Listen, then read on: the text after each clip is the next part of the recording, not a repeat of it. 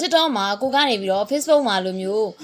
တက်တွဲလို့ရလို့လားဆိုပြီးတော့မေးထားတဲ့ comment လေးကိုလာပြီးတော့ reply ပြန်ပေးချင်ပါတယ် TikTok မှာလည်း Facebook လိုမျိုးတက်တွဲလို့ရတယ်ဒါပေမဲ့သူကအရင်တရားဝင်ချပြမထားပေမဲ့ကိုကနေပြီးတော့တက်တွဲခြင်းနဲ့ဆိုလို့ရှိရင်video post တင်နေပြီးလို့ရှိရင် hashtag နေရာမှာ mention ခေါ်တဲ့ပုံစံမျိုးတော့ရတယ်ဒါကြောင့်မလို့ဒီနေ့ဒီဗီဒီယိုလေးမှာကိုကနေပြီးတော့ Facebook မှာလိုမျိုးကိုယ့်ရဲ့တငယ်ချင်းအနေနဲ့တက်တွဲပြီးတော့တင်တက်ခြင်းနဲ့ဆိုရင်တော့ဒီဗီဒီယိုလေးကိုစောင့်လိုက်ကြည့်ပေးပါဒီနေ့ဒီဗီဒီယိုလေးမှာ Facebook မှာလိုမျိုး TikTok မှာဗီဒီယိုတွေကိုတက်တွဲပြီးတော့ကိုယ့်ရဲ့တငယ်ချင်းကို mention ခေါ်ခြင်းတာဖြစ်စေတက်တွဲပြီးတော့တင်ခြင်းနဲ့ဆိုလို့ရှိရင်ဒီဗီဒီယိုလေးကိုစောင့်လိုက်ကြည့်ပေးဖို့ပြောချင်ပါတယ်ဒါဆိုလို့ရှိရင်ဘယ်လိုမျိုးလုပ်ရမှာလဲဆိုတော့ကိုသွားပြီးတော့ကြည့်ကြရအောင်တော်တွေကိုသွားပြပါကိုကပုံတင်မှာဖြစ်တဲ့ကြောင့်မလို့ဒီအပေါင်းလက္ခဏာလေးကိုနှိပ်လိုက်ပါ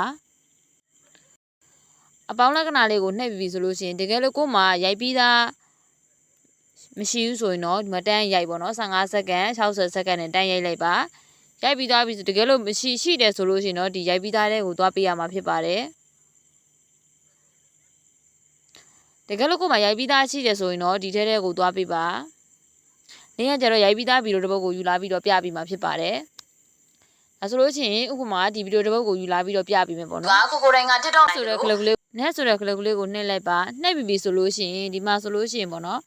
ကိုက mention ခေါ်ချင်တာလားဒါမှမဟုတ်ကိုတက်တွဲချင်တာလားပေါ့နော်ဒီနေ့မှာတော့တက်တွဲပြီးတော့တက်တွဲကိုတင်ချင်တဲ့ဗီဒီယိုတစ်ပုဒ်ကိုနှိပ်လိုက်ပါနှိပ်ပြီးဆိုတာနဲ့ကိုက mention ခေါ်မှာတက်တွဲမှာဖြစ်တဲ့ကြောင့်မလို့အရင်ဆုံးပေါ့နော်ကိုကဘယ်လိုမျိုးတက်တွဲမှာလဲပေါ့နော်ဥပမာလင်းရရိုက်ပြပေးမယ်ဒီမှာဆိုလို့ရှိရင် hashtag ကိုနှိပ်လိုက်ပါဒီ hashtag ကလေးကိုနှိပ်လိုက်ပါ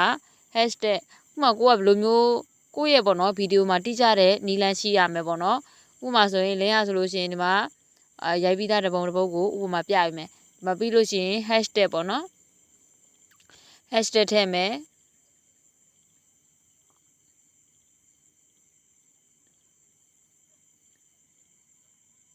ဒီမှာပေါ့နော်ဒီ hashtag ကလေးကိုထပ်နှိပ်လိုက်ပါနှိပ်ပြီးဆိုလို့ရှိရင်ဒီမှာ hashtag ထည့်hashtag ထည့်လိုက်ပါထည့်ပြီးဆိုရင်ကိုကဥပမာပေါ့ mention ခေါ်မယ်ဆိုပါစို့ဥပမာဘသူ့ကို mention ခေါ်ချင်တာလဲ mention ခေါ်ချင်တယ်ဆိုလို့ရှိရင်ဒီကလုတ်ကလေးကိုနှိပ်လိုက်ပါနော်ဒီမှာဆိုရင်ကိုဘလူးကို mention ခေါ်ချင်တာလဲပေါ့နော်ကိုတငယ်ချင်းတယောက်ကို mention ခေါ်ချင်တယ်ဆိုပါစို့ဥပမာလင်းကကြတော့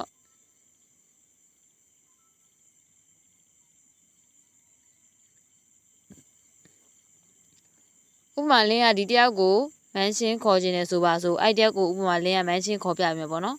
နှိပ်လိုက်ပါနှိပ်ပြီးဆိုရင်ဒီမှာသူ့ရဲ့နာမည်ပေါ့နော်သူ့ရဲ့နာမည်ပေါ်သွားပြီပေါ်သွားတဲ့အခါမှာဆိုရင်ကိုကနောက်ထပ်ထပ်ပြီးတော့ဘသူတွေကိုခေါ်ခြင်းနေတာလဲကိုကြက်ကြလောက်ခေါ်ပေါ့နော်ခေါ်ပြီးသွားတဲ့အခါမှာဆိုရင်နောက်ထပ်ဒီမှာ hashtag ဆိုတာလေးကိုထပ်နှိပ်လိုက်ပါ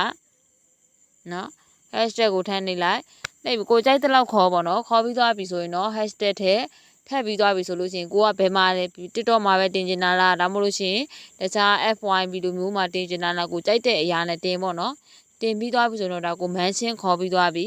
mention ခေါ်ပြီးသွားပြီဆိုရင်တော့ဒီ post ဆိုတာလေးကိုနှိပ်ပေးရမှာဖြစ်ပါတယ်ဒီမှာ post ဆိုတဲ့ကလပ်ကလေးကိုနှိပ်ရမှာဖြစ်ပါတယ်ဒါဆိုလို့ရှိရင်တော့ကိုယ့်ရဲ့ဗီဒီယိုက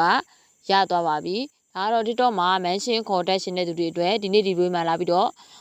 reply ပြန်ပေးတာဖြစ်ပါတယ်ဒီဗီဒီယိုလေးကအကျိုးရှိမယ်လို့တော့ထင်ပါတယ်တကယ်လို့ဒီဗီဒီယိုလေးကအကျိုးရှိတယ်ဆိုရင်လည်းနောက်ထပ်ဗီဒီယိုမှာပြန်ဆုံပါမယ်အားလုံးကိုကျေးဇူးတင်ပါတယ်